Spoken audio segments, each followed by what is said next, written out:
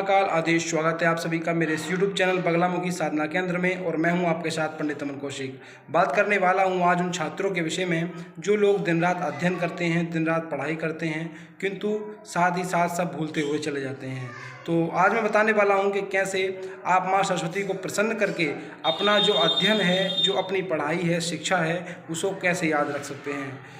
आमतौर पर हर छात्र की ये समस्या बनती है कि वह जो अध्ययन करता है वह धीरे धीरे भूलता हुआ चला जाता है और परीक्षा आने पर उसकी मेहनत के अनुसार उसको अंक प्राप्त नहीं हो पाते हैं। ये समस्या सभी छात्रों के साथ आमतौर पर होती है। इसका विशेष कारण माँ सरस्वती की कृपा उनके ऊपर ना हो पाना। पढ़ाई तो सभी करते हैं, लेकिन जिन लोगों के ऊपर माँ सरस्वती की विशेष कृपा होती है वह लोग अपने जीवन में ऊंचाइयों पर जाते हैं। जिस प्रकार से उदाहरण के अनुसार आप देख सकते हैं कि कालिदास किस प्रकार से महामूर्ख थे और माँ सरस्वती की कृपा होने पर प्रसिद्ध कवि होकर उन्होंने अनेक उच्चतम ग्रंथ लिखे, महाकाव्य लिखे, जिसमें अनभिज्ञ शकुंतलम एक प्रसिद्ध ग्रंथ है। तो आइए बात करते हैं कि कैसे आप इस साधना को कर सकते हैं और कैसे आप माँ सरस्वती को प्रसन्न कर सकते हैं। किसी भी कलाकार, किसी भी छात्र को अपनी शिक्षा को या माँ सरस्वती की कृपा प्राप्त करने का जो शुभ अवसर है वह बसंत पंचमी का पर्व है।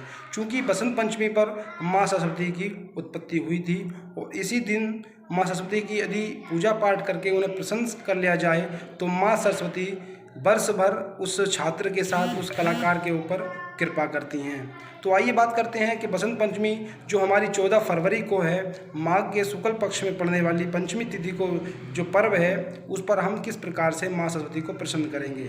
देखिए, प्रातःकाल उठने के बाद में आपको नहा धोकर स्नान आदि करके माँ सरस्वती और भगवान गणेश की पूजा करनी है सामान्य रूप से। लेकिन शाम के समय आप जो विशेष सामग्री फल, फूल, मिष्ठान और धूप, दीप इत्यादि एकत्र करके माँ सरस्वती की संध्या काल के समय विशेष पूजा कीजिए।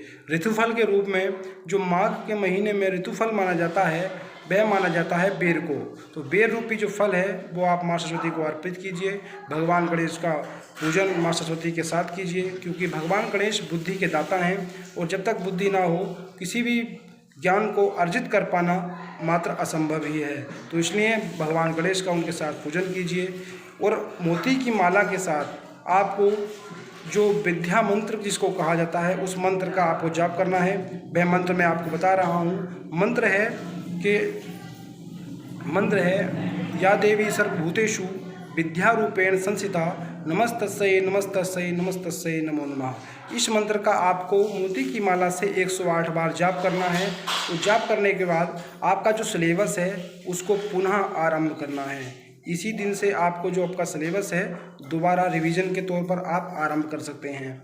इस उपाय को करने के बाद आप देखेंगे कि माँ सरस्वती की कृपा आप पर होगी और आप जो पढ़ रहे हैं वह सदा के लिए आपको याद रहेगा।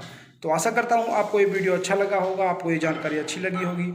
वीडियो अच्छी लगी हो तो वीडियो को लाइक करें, चैनल को सब्सक्राइब करें और कमेंट बॉक्स में हमें बताएं कि आपने ये साधना की या नहीं की। जय श्री महाकाल।